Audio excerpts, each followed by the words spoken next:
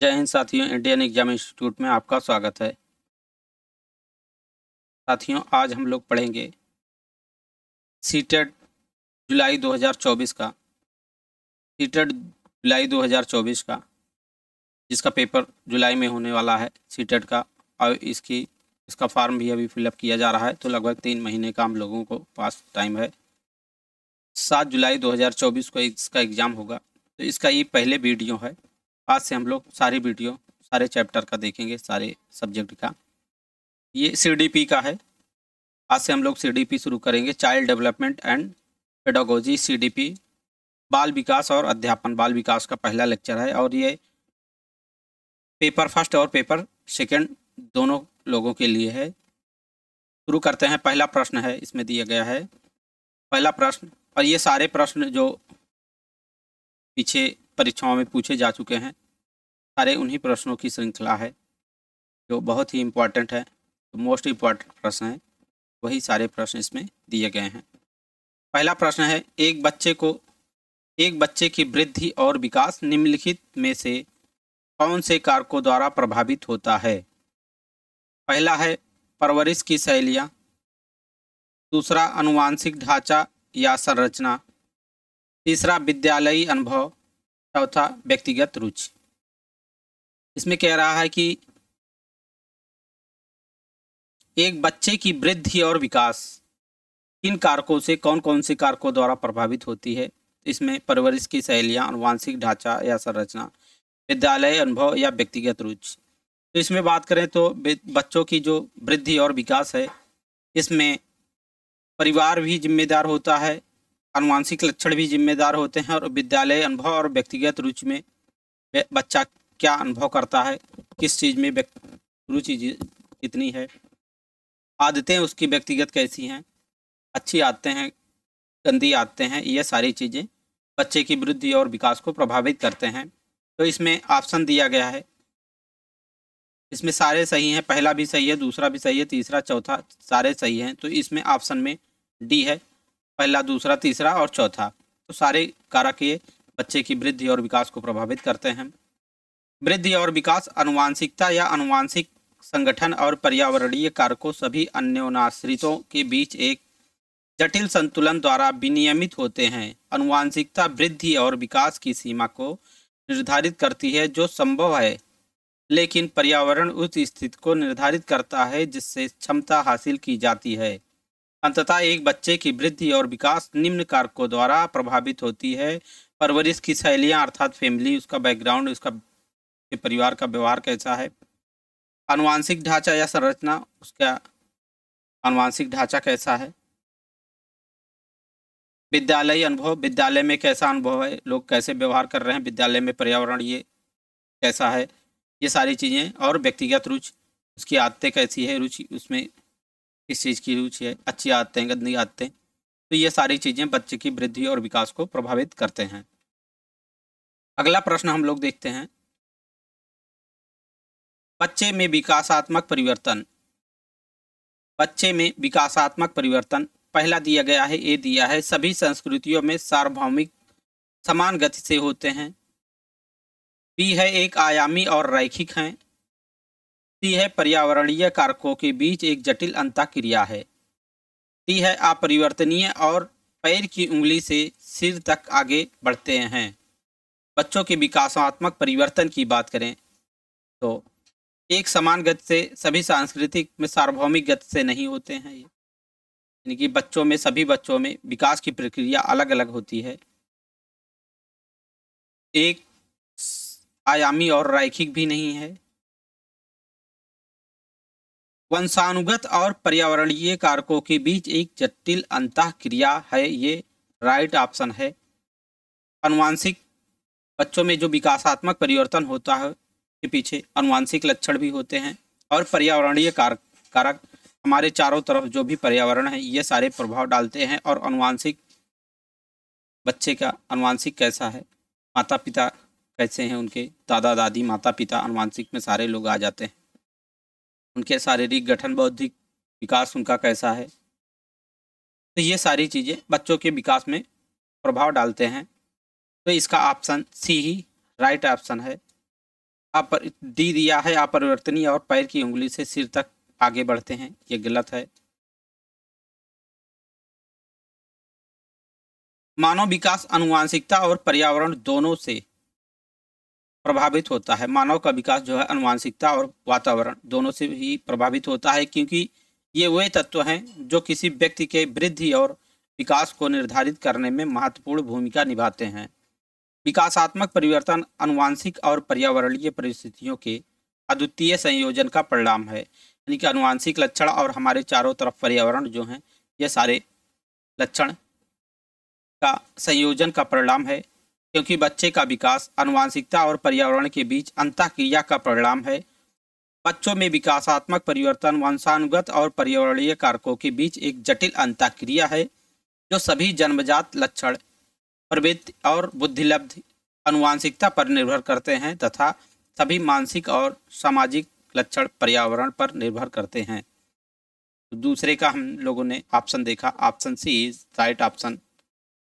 कि बच्चों में विकासात्मक परिवर्तन जो होता है वो वंशानुगत और पर्यावरणीय कारकों के बीच एक जटिल अंतःक्रिया का परिणाम होता है।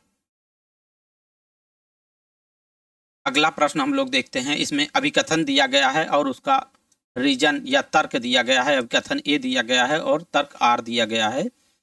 अभिकथन ए है, सभी संस्कृतियों में बच्चे एक ही उम्र में एक ही तरीके से विकास के चरणों से गुजरते हैं। इसका तर्क दिया गया है कि बचपन सार्वभौमिक और एक आयामी होता है। सही विकल्प चुने, सही विकल्प दोनों में से चुनना है। ए दिया है, ए और आर दोनों सही और ए सही हैं और ए और आर की सही व्याख्या करता है। बी दिया है, ए और आर दोनों सही हैं लेकिन ए आर की व्याख्या नहीं करता। सी दिया है, ए सही है लेकिन आर गलत है। डी दिया है, ए और आर दोनों गलत हैं।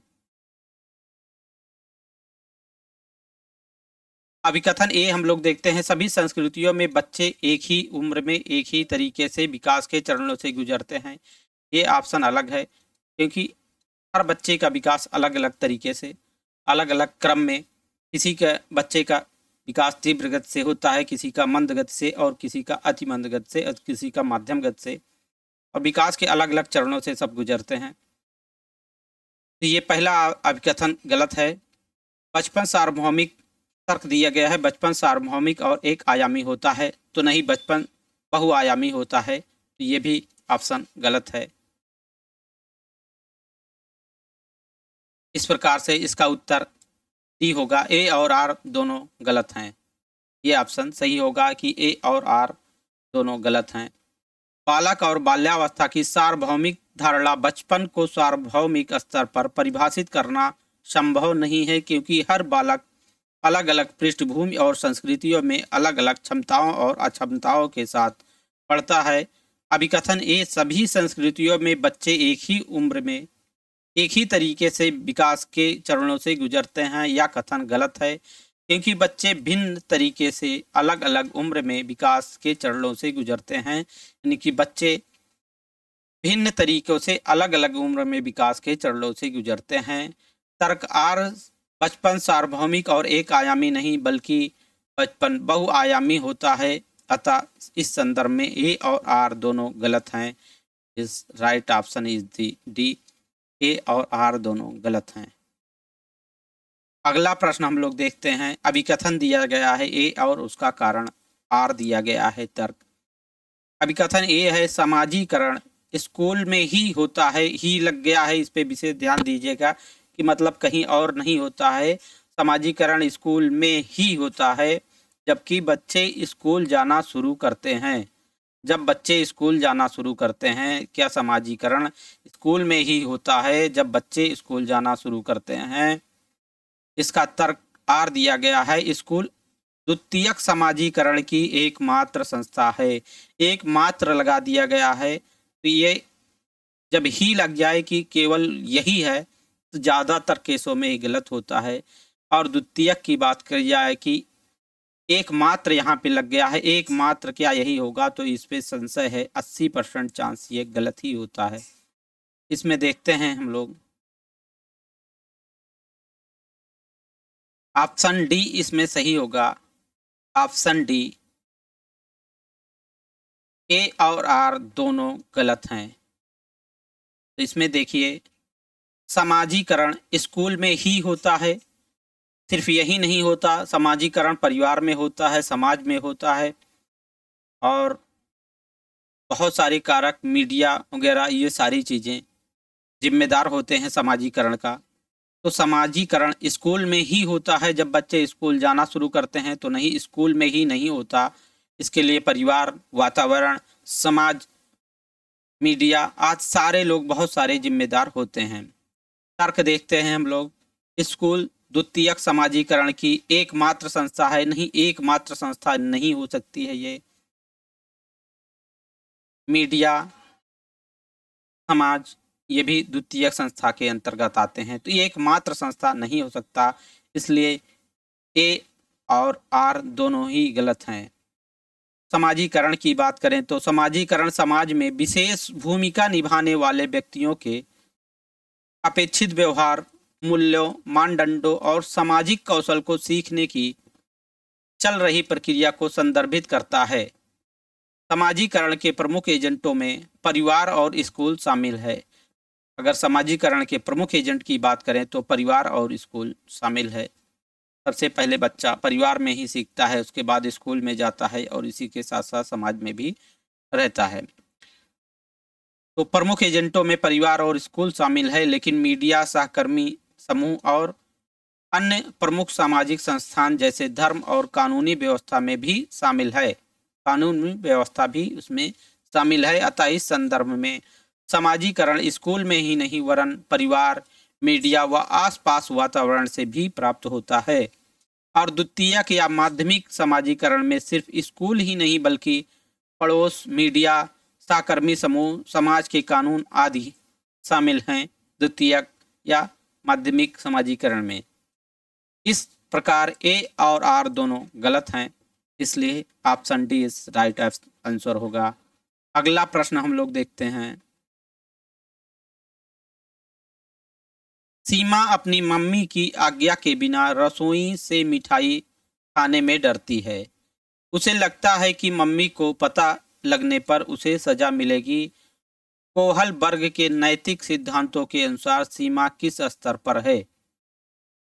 सीमा अपनी मम्मी की आज्ञा के बिना रसोई से मिठाई खाने से में डरती है। उसे लगता है कि मम्मी को पता लगने पर उसे सजा मिलेगी। कोहल वर्ग के नैतिक सिद्धांतों के अनुसार सीमा किस स्तर पर है? ए है उत्तर पारंपरिक स्तर पर, बी पूर्व पारंपरिक स्तर पर, सी अमूर्त स्तर पर, और डी पारंपरिक स्तर पर। तो इसका ऑप्शन जो राइट ऑप्शन होगा ऑप्शन बी, पूर्व पारंपरिक स्तर पर। सीमा अपनी मम्मी की आज्ञा के बिना रसोई से मिठाई खाने में डरती है। उसे लगता है कि मम्मी को पता लगने पर उसे सजा मिलेगी। कोहल वर्ग के नैतिक सिद्धांतों के अनुसार सीमा पूर्व पारंपरिक स्तर की प्रारंभिक अवधि में है। यह लगभग 9 वर्ष तक रहता है और इस उम्र में बच्चे के निर्णय मुख्य रूप से वयस्कों की अपेक्षाओं और नियमों को तोड़ने के परिणामों से प्रभावित होते हैं। इस स्तर में 2 चरण होते हैं, आज्ञाकारिता और दंड, और दूसरा है व्यक्तिवाद और विनिमय। इस प्रकार ऑप्शन बी सही होगा, पूर्व पारंपरिक स्तर। अगला प्रश्न हम लोग देखते हैं। जीन पियाजे के अनुसार संज्ञानात्मक विकास किस प्रक्रिया द्वारा सुगम होता है? जीन पियाजे के अनुसार संज्ञानात्मक विकास किस प्रक्रिया द्वारा सुगम होता है? ऑप्शन ए है अनुकूलन, बी पुनर्वलन, सी पूर्वाभ्यास, डी कलन विधि। तो इसके राइट ऑप्शन की बात करें तो अनुकूलन is the right option. Jean पियाजे के अनुसार संज्ञानात्मक विकास अनुकूलन प्रक्रिया द्वारा सुगम होता है। ऑप्शन ए राइट ऑप्शन है। पियाजे के अनुसार बच्चे में उनके वातावरण के साथ समायोजन की प्रकृति सहज होती है। बच्चे की इस प्रकृति को अनुकूलन कहा जाता है। पियाजे के अनुसार बालक अपने प्रारंभिक जीवन से ही अनुकूलन करने लगता है। यानी कि पियाजे के अनुसार बालक जब प्रारंभिक जीवन में गुजरता है तो प्रारंभिक अवस्था से ही अनुकूलन करने लगता है। जब कोई बच्चा माहौल में किसी उद्दीपक परिस्थितियों के सामने होता है तो उस समय उसकी विभिन्न मानसिक क्रियाएं अलग अलग कार्य न करके एक ही संगठित होकर कार्य करती हैं और ज्ञान अर्जित करती हैं। यही क्रिया हमेशा मानसिक स्तर पर चलती है। वातावरण के साथ मनुष्य का जो संबंध होता है उस संबंध को संगठन आंतरिक रूप से प्रभावित करता है, जबकि अनुकूलन बाहरी रूप से। यह कह सकते हैं कि इस प्रकार जीन पियाजे के अनुसार संज्ञानात्मक विकास अनुकूलन प्रक्रिया द्वारा सुगम होता है। अगला प्रश्न हम लोग देखते हैं, जीन पियाजे द्वारा प्रस्तावित विशेषताओं के साथ चरणों का सही सुमेलित जोड़ी चुने। जीन पियाजे द्वारा प्रस्तावित विशेषताओं के साथ चरणों की सही सुमेलित जोड़ी सुने। ए है संवेदी चालक अवस्था, पूर्व संक्रियात्मक अवस्था, मूर्त संक्रियात्मक अवस्था, अमूर्त संक्रियात्मक अवस्था। इसमें यदि हम लोग बात करें तो इसका ऑप्शन डी राइट ऑप्शन होगा। सही सुमेलित जो है इसमें अमूर्त संक्रियात्मक अवस्था, परिकल्पित निगमनात्मक तर्क में सक्षम, ये राइट ऑप्शन होगा। जीन पियाजे द्वारा प्रस्तावित विशेषताओं के साथ चरणों की सही सुमेलित जोड़ी अवस्थाएं और परिवर्तन दिया गया है। पहला अवस्था संवेदी पेशीय गामक अवस्था जन्म से 2 वर्ष तक होती है। इसमें परिवर्तन जो होता है इंद्रिय शिक्षक है, प्रतिवर्त क्रिया है और अंतरंग व्यवहार है। दूसरे की बात करें, पूर्व संक्रियात्मक अवस्था 2 वर्ष से 7 वर्ष की आयु तक होती है और इसमें परिवर्तन में भाषा विकास, अपरिवर्तनीयता, अहम केंद्रवाद और जीववाद होता है। तीसरा मूर्त संक्रियात्मक अवस्था की बात करें तो 7 वर्ष से 11 वर्ष तक होता है। इसमें तर्क शुरू होता है, बच्चा तर्क करना शुरू कर देता है और प्रतिवर्षी वर्गीकरण, संरक्षण आदि परिवर्तन दिखलाई देते हैं। चौथा है अनौपचारिक संक्रियात्मक अवस्था 11 वर्ष से किशोरावस्था तक। इसमें जो परिवर्तन दिखाई देता है, परिकल्पित निगमनात्मक तर्क में सक्षम होते हैं, चिंतन करते हैं, अपसारी और अभिसारी चिंतन करते हैं और बच्चे सृजनात्मक चिंतन भी करने लगते हैं। इस प्रकार से ऑप्शन डी इसका सही सुमेलित है। अमूर्त संक्रियात्मक अवस्था, परिकल्पित निगमनात्मक तर्क में सक्षम। अगला प्रश्न हम लोग देखते हैं, लेओ वाइगोत्स्की के अनुसार बच्चों को सीखने में सक्षम बनाने के लिए इनमें से कौन से कारक की महत्वपूर्ण भूमिका है। लेओ वाइगोत्स्की के अनुसार बच्चों को सीखने में सक्षम बनाने के लिए इनमें से कौन से कारक की महत्वपूर्ण भूमिका है। ए है संवाद, बी व्याख्यान, सी सजा, डी पुरस्कार। तो बच्चों को सीखने में सक्षम बनाने के लिए लेओ वाइगोत्स्की के अनुसार बच्चों को सीखने में सक्षम बनाने के लिए संवाद की महत्वपूर्ण भूमिका होती है। जब बच्चा वाद और संवाद करेगा तो अच्छे तरीके से सीखेगा। जब वाद और विवाद और सजा, तो यहाँ से निगेटिव शब्दों को, निगेटिव सेंटेंसों को तुरंत काट दीजिएगा। सजा, पनिशमेंट बिल्कुल नहीं होता है। पुरस्कार के द्वारा उत्साहित तो होते ही हैं, लेकिन अगर बच्चों के सीखने में सक्षम बनाना है उनको, तो उनसे वाद विवाद अर्थात संवाद करने पर अच्छे तरीके से ये सीखने में सक्षम बन सकते हैं। इसमें सबसे अच्छा सटीक ऑप्शन जो कारक होगा वो संवाद होगा। व्याख्यान भी है, लेकिन सक्षम बनाने की जहाँ बात है, उन्हें वाद विवाद एक दूसरे से बात करने में जो सक्षम बनाएगा बच्चों को सीखने में, वो सबसे सटीक ऑप्शन संवाद है। तो इसका ऑप्शन ये राइट ऑप्शन होगा, संवाद। लेव वाइगोत्स्की के अनुसार बच्चों को सीखने में सक्षम बनाने के लिए संवाद की महत्वपूर्ण भूमिका है। वाइगोत्स्की ने भाषा को अधिगम और विकास के बीच एक महत्वपूर्ण मध्यस्थ के रूप में माना है। भाषा का उपयोग शिक्षार्थी द्वारा विचारों को व्यवस्थित करने, सीखने के साथ साथ संवाद करने तथा अनुभवों को साझा करने के लिए किया जाता है। संवाद छोटे बच्चों द्वारा उत्पादित भाषण को संदर्भित करता है, जो या तो स्वयं या दूसरों को संबोधित किया गया प्रतीत होता है, जिसकी कभी कभी आसानी से एक श्रोता द्वारा कल्पना नहीं की जा सकती। अगला प्रश्न देखते हैं। निम्नलिखित में से किस मनोवैज्ञानिक ने प्रतिपादित किया कि अंतःक्रिया की बच्चे के भाषिक विकास में बहुत महत्वपूर्ण भूमिका है? किस मनोवैज्ञानिक ने प्रतिपादित किया कि अंतःक्रिया की बच्चे के भाषिक विकास में बहुत महत्वपूर्ण भूमिका है? ऑप्शन ए है जीन पियाजे, बी लेव वाइगोत्स्की, सी BF. Skinner, D Noam Chomsky. इसके ऑप्शन की बात करें तो लेव वाइगोत्स्की ने, इसका ऑप्शन राइट ऑप्शन होगा लेव वाइगोत्स्की। लेव वाइगोत्स्की ने प्रतिपादित किया कि अंतःक्रिया की बच्चे के भाषिक विकास में बहुत महत्वपूर्ण भूमिका है। वाइगोत्स्की ने भाषा को अधिगम और विकास के बीच एक महत्वपूर्ण मध्यस्थ के रूप में माना है। वाइगोत्स्की मानते हैं कि संज्ञानात्मक विकास संस्कृतियों में भिन्न होता है।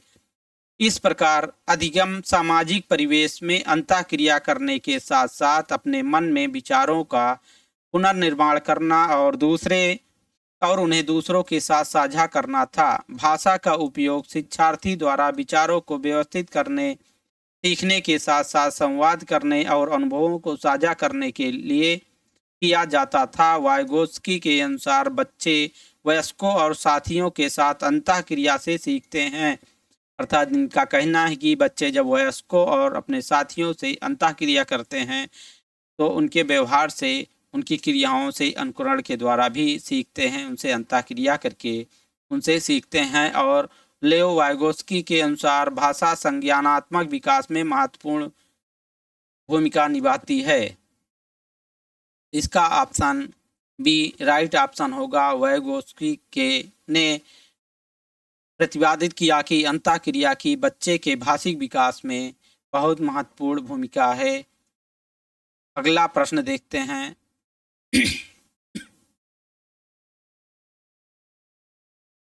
तार्किक गणितीय बुद्धि की क्षमताओं में क्या शामिल है? तार्किक गणितीय बुद्धि की क्षमताओं में क्या शामिल है? ये छवियों में हेरफेर, ग्राफिक कौशल और स्थानिक तर्क, कुछ भी जिसमें 2 से अधिक आयाम शामिल हैं। बी लय, ताल, स्वर, माधुर्य के प्रति संवेदनशीलता।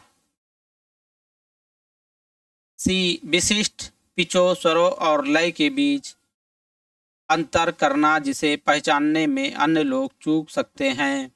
डी पूर्व ज्ञान के आधार पर वर्गीकरण करना, पैटर्न पहचानना व विचारों के बीच संबंध बनाना। तो तार्किक गणितीय की बात करें तो तार्किक गणितीय बुद्धि की क्षमताओं में क्या शामिल है? तो तार्किक गणितीय की बुद्धि की क्षमताओं में शामिल है, option T is right option है। तार्किक गणितीय की बुद्धि में शामिल है पूर्व ज्ञान के आधार पर, अर्थात पहले के ज्ञान के आधार पर वर्गीकरण करना, पैटर्न पहचानना व विचारों के बीच संबंध बनाना आदि शामिल है। तार्किक गणितीय बुद्धि की क्षमताओं में पूर्व ज्ञान के आधार पर वर्गीकरण करना, पैटर्न पहचानना व विचारों के बीच संबंध बनाना शामिल है। हार्वर्ड गार्डनर के बहुप्रतिभा सिद्धांत के अनुसार बहुप्रतिभा सिद्धांत किसने प्रतिपादित किया है? तो इसमें हार्वर्ड गार्डनर हैं। तो हार्वर्ड गार्डनर के बहुप्रतिभा सिद्धांत के अनुसार प्रतिरूप को खोजने की एवं तर्क की लंबी श्रृंखला को हल करने की क्षमता और संवेदनशीलता तार्किक गणितीय बुद्धि वाले एक व्यक्ति की विशेषताएं हैं। उन्होंने तार्किक रूप से समस्याओं का विश्लेषण करने, गणितीय संचालन और वैज्ञानिक जांच करना, स्वरूपों का पता लगाने की क्षमता, तर्क की लंबी श्रृंखला को संभालने की क्षमता को बताया है। इस प्रकार ऑप्शन डी सही ऑप्शन होगा। अगला प्रश्न हम लोग देखते हैं। इसमें अभिकथन ए दिया गया है, उसका तर्क या रीजन आर दिया गया है। अभिकथन ये है, किशोरों की जेंडर भूमिकाओं व रूढ़वादियों के प्रति दृष्टिकोण और मूल्यों को निर्धारित करने में विज्ञापन और फिल्में एक बड़ा प्रभाव डालती हैं। किशोरों की जेंडर भूमिकाओं व रूढ़वादियों के प्रति दृष्टिकोण और मूल्यों को निर्धारित करने में विज्ञापन और फिल्में एक बड़ा प्रभाव डालती हैं। इसका तर्क आर दिया गया है। मीडिया समाजीकरण की एक शक्तिशाली प्राथमिक संस्था है। तो इसमें ऑप्शन ए राइट ऑप्शन है। ए और आर दोनों सही हैं और ए आर की व्याख्या करता है। इसमें सही विकल्प चुनना था। तो किशोरों की जेंडर भूमिकाओं व रूढ़वादियों के प्रति दृष्टिकोण और मूल्यों को निर्धारित करने में विज्ञापन और फिल्में महत्वपूर्ण भूमिका निभाती हैं, सही है। और मीडिया समाजीकरण की एक शक्तिशाली प्राथमिक संस्था है, ये भी सही है। तो इस प्रकार से ए और आर दोनों सही हैं और ए की आर सही व्याख्या करता है। किशोरों के लिए मीडिया समाजीकरण की एक शक्तिशाली प्राथमिक संस्था है जो उन्हें दुनिया और उनके भीतर अपनी जगह के बारे में सिखाते हैं। स्कूल साथियों और मीडिया द्वारा बारीकी से पालन किए जाने वाले परिवार को बच्चों के जीवन में समाजीकरण का प्राथमिक एजेंट माना जाता है। इसी संदर्भ में किशोरों की जेंडर भूमिकाओं व रूढ़िवादियों के प्रति दृष्टिकोण और मूल्यों को निर्धारित करने में विज्ञापन और फिल्में एक बड़ा प्रभाव डालती हैं। अतः ए और आर दोनों सही है और ए की आर सही व्याख्या करता है। अगला प्रश्न हम लोग देखते हैं। प्रश्न संख्या 12। विभिन्न पृष्ठभूमियों के बच्चों के सीखने की सुविधा के लिए शिक्षकों को चाहिए कि वे विभिन्न पृष्ठभूमियों के बच्चों के सीखने की सुविधा के लिए शिक्षकों को चाहिए कि वे ए है गैर प्रशासनिक पाठ्यक्रम का पालन करें, बी विभेदीकरण निर्देश लागू करें, सी मानकीकृत मूल्यांकन का पालन करें, डी बहिष्करण प्रथाओं का अभ्यास करें। निगेटिव सेंटेंस तुरंत काट दीजिएगा। मानकीकृत मूल्य की भी नहीं रहेगा। गैर प्रशासनिक पाठ्यक्रम का ये भी गलत, गैर प्रशासनिक भी नहीं रहेगा। तो इसमें विभेदीकरण निर्देश लागू करें, इज राइट ऑप्शन होगा। निगेटिव सेंटेंस जितने भी आएंगे निगेटिव थिंकिंग वाले वो हमेशा गलत ही होते हैं या फिर क्वेश्चन भी निगेटिव हो।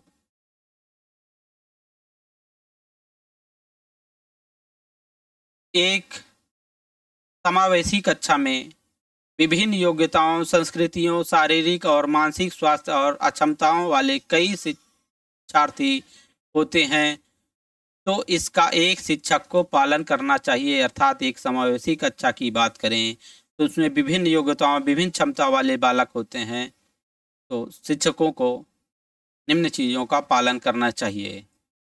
चुनौतीपूर्ण, पिछड़े, दिव्यांग बच्चों सहित सभी के लिए समान शिक्षा देना चाहिए, सभी को समान शिक्षा ही देना चाहिए। और विविध शैक्षणिक निर्देशात्मक रणनीतियों का उपयोग करना और व्यक्तिगत छात्रों की सीखने की गति का सम्मान करना होता है कि विभिन्न छात्र विभिन्न गति से सीखते हैं, तो उसका उन्हें सम्मान करना चाहिए। और ऐसा वातावरण बनाना जिसमें बच्चा विविधता के साथ सीख सके, न कि सीखने के लिए विशेष वातावरण तैयार कर सके।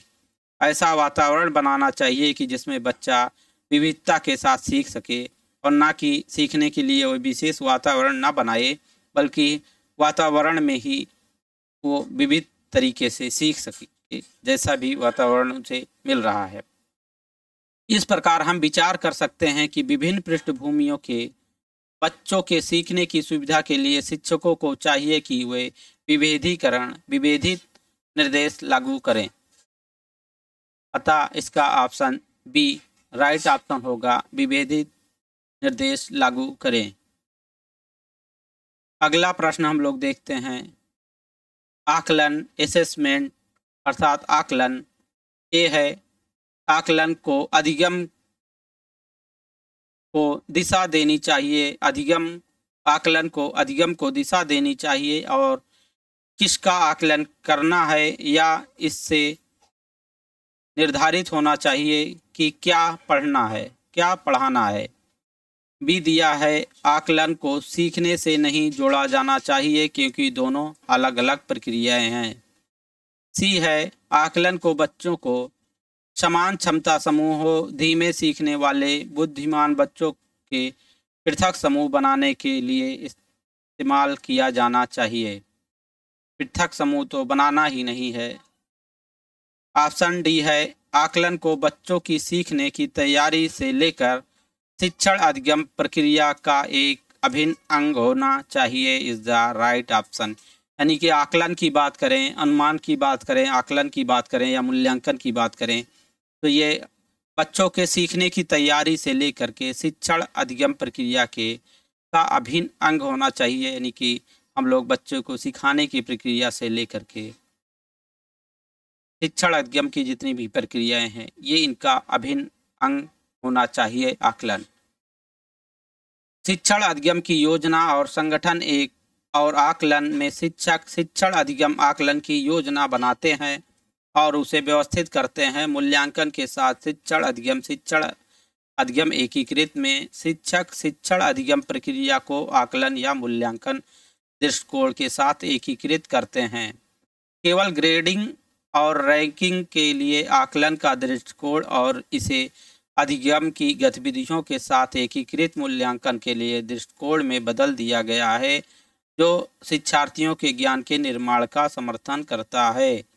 आकलन को बच्चे की सीखने की तैयारी से लेकर शिक्षण अधिगम प्रक्रिया का एक अभिन्न अंग होना चाहिए। अर्थात ये अभिन्न अंग मतलब इससे अलग नहीं जाना चाहिए, उसका एक महत्वपूर्ण पार्ट माना जाना चाहिए आकलन। अगला प्रश्न देखते हैं हम लोग, एक प्रगतिशील कक्षा में सीखना ये है व्यक्तिवादी और निष्क्रिय है। एक प्रगतिशील कक्षा में सीखना अर्थात प्रगतिशील कक्षा है, प्रोग्रेसिव क्लासरूम है, तो उसमें कक्षा में सीखना क्या व्यक्तिगत और निष्क्रिय है। निष्क्रिय जहाँ ही आ गया इसको काट दीजिए, ये राइट ऑप्शन नहीं हो सकता। क्या बी है सक्रिय और सामाजिक है, या ये प्रगतिशील कक्षा में सीखना अर्थात प्रोग्रेसिव कक्षा में सीखना सक्रिय है और सामाजिक है। सक्रिय रहकर और सामाजिक तरीके से ही सीखा जा सकता है, तो राइट ऑप्शन है परीक्षा उन्मुख है। परीक्षा उन्मुख से कोई मतलब नहीं है, तो ये गलत है। पाठ्य पुस्तक केंद्रित है, जब प्रगतिशील कक्षा है तो पाठ्य पुस्तक केंद्रित पे विशेष ध्यान नहीं दिया जाता है, तो ये गलत है। तो सक्रिय और सामाजिक है। एक प्रगतिशील कक्षा में सीखना सक्रिय और सामाजिक है, ये राइट ऑप्शन है। जॉन डीबी एक अमेरिकी दार्शनिक ने, जॉन डीबी जो एक अमेरिकी दार्शनिक थे, इन्होंने प्रगतिशील शिक्षा की अवधारणा का प्रस्ताव दिया है। यानी कि प्रगतिशील शिक्षा की अवधारणा का प्रस्ताव किसने दिया है, तो जॉन डीबी ने दिया है। और एक कौन थे, एक अमेरिकी दार्शनिक थे जॉन डीबी, जो इस बात पर जोर देता है कि शिक्षण केवल प्रायोगिक दृष्टिकोण से होता है, इसलिए छात्रों को अनुकूलन और अधिगम का अर्थ होता है सीखना। तो छात्रों को अनुकूलन और अधिगम हेतु अपने वातावरण के साथ बातचीत करनी चाहिए। प्रगतिशील कक्षा की प्राथमिक विशेषताएं निम्न हैं। एक प्रगतिशील कक्षा में अधिगम अर्थात सीखना एक सामाजिक और सक्रिय प्रक्रिया है, क्योंकि प्रगतिशील शिक्षा इस बात पर जोर देती है कि ज्ञान प्रत्यक्ष अनुभवों और शिक्षकों और साथियों की सक्रिय एवं सहयोग से उत्पन्न होता है। अर्थात ज्ञान की बात करें, सीखने की बात करें, तो यह ज्ञान प्रत्यक्ष अनुभवों अर्थात जब हम लोग प्रत्यक्ष अपने सामने देखते हैं तो, और शिक्षकों और साथियों की सक्रिय सहभागिता के द्वारा और खुद भी सक्रिय रहें तो इसके सहयोग से ज्ञान बहुत ही आसानी से अस्थायी प्राप्त होता है। यह इस विश्वास पर आधारित है कि शिक्षा को मुख्य रूप से बच्चों की जरूरतों को पूरा करना चाहिए और ज्ञान और याद रखने के बजाय समझ, क्रिया और अनुभव पर ध्यान देना चाहिए। अर्थात ज्ञान और याद करने की प्रक्रिया नहीं, बल्कि उनको समझ पर उनको समझ में आना चाहिए बच्चों को, और क्रिया केंद्रित होना चाहिए और अनुभव पर ध्यान देना चाहिए। यह इस बात पर आधारित है। अगला प्रश्न देखते हैं हम लोग। शिक्षकों को बच्चों के मूल्यांकन के लिए मानकीकृत पाठ्यक्रम और प्रक्रियाओं का पालन करना चाहिए। अभी कथन ये दिया है, शिक्षकों को बच्चों के मूल्यांकन के लिए मानकीकृत पाठ्यक्रम और प्रक्रियाओं का पालन करना चाहिए। ये मानकीकृत नहीं होगा, गलत है। इसका तर्क दिया गया है समावेशी शिक्षा का उद्देश्य। मानकीकृत जब आ जाए तो काट दीजिएगा। तर्क आर दिया है समावेशी शिक्षा का उद्देश्य मतभेदों को खारिज कर सभी को समान बनाने की दिशा में काम करना है। सही विकल्प चुने। समावेशी आर तर्क दिया है समावेशी शिक्षा का उद्देश्य मतभेदों को खारिज कर सभी को समान बनाने की दिशा में काम करना है। ये भी गलत ऑप्शन है, क्योंकि समावेशी शिक्षा का उद्देश्य मतभेदों को खारिज कर सभी को समान बनाने की दिशा में काम करना नहीं है, बल्कि सभी छात्रों को, चाहे जिस तरह के छात्र हों, उनको समान शिक्षा देकर उनके विभिन्न सीखने की प्रक्रियाओं के अलग अलग अनुभव, यानी कोई बच्चा मंद गति से सीखता है, कोई तीव्र गति से सीखता है, कोई मंद बुद्धि होता है, कोई तीव्र बुद्धि होता है, तो इन सारी चीज़ों को ध्यान में रखकर उन्हें एक ही साथ पढ़ाया जाना चाहिए, ऐसा समावेशी शिक्षा कहता है। ये गलत ऑप्शन है। ऑप्शन डी, ए और आर दोनों गलत हैं। सभी छात्रों का वातावरण अलग होता है और वे भिन्न भिन्न वातावरण और संस्कृतियों में भी विकसित होते हैं। अर्थात सभी छात्रों का वातावरण अलग होता है और वे भिन्न भिन्न अर्थात अलग अलग वातावरण और अलग अलग संस्कृतियों में विकसित होते हैं। इस प्रकार उनकी समझ भी भिन्न होती है। बच्चों की शिक्षकों को बच्चों के मूल्यांकन के लिए मानकीकृत पाठ्यक्रम और प्रक्रियाओं का पालन करना चाहिए। यह कथन गलत है।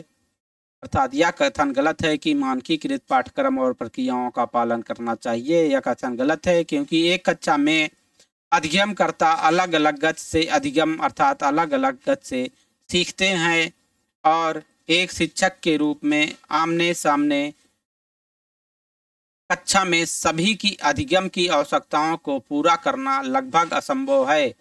लेकिन कक्षा में इस अवधारणाओं की समझ हमें विविध अधिगम की आवश्यकताओं को समायोजित करने में मदद करेगी। अतः इस संदर्भ में समावेशी शिक्षा का उद्देश्य मतभेदों को खारिज कर सभी को समान बनाना गलत है, क्योंकि प्रत्येक बच्चा अद्वितीय होता है। सभी को समान नहीं बनाया जा सकता और कोई भी सभी को समान नहीं बना सकता, क्योंकि प्रत्येक बच्चा या प्रत्येक मनुष्य एक यूनिक पीस होता है, अर्थात अद्वितीय होता है। कहने का मतलब उसके जैसा इस दुनिया में कोई नहीं है। पूरा उसका स्वभाव, वेशभूषा, उसका शरीर पूरा एक तरीके से नहीं हो सकता है। अर्थात चाहे कोई प्राणी हो, मनुष्य हो, बच्चा हो, सभी यूनिक पीस होते हैं।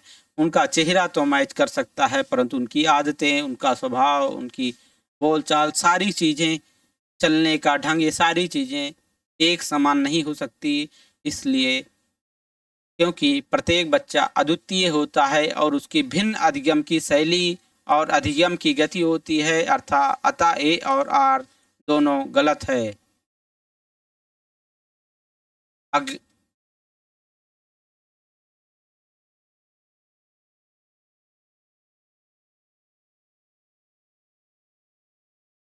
साथियों, यदि आप पहली बार आए हैं तो चैनल को सब्सक्राइब करके बेल नोटिफिकेशन ऑल पर सेट कर लीजिएगा, जिससे आने वाली सारी वीडियो का नोटिफिकेशन आप लोगों को मिलता रहे। और वीडियो यदि अच्छी लगी है तो लाइक अवश्य कीजिएगा।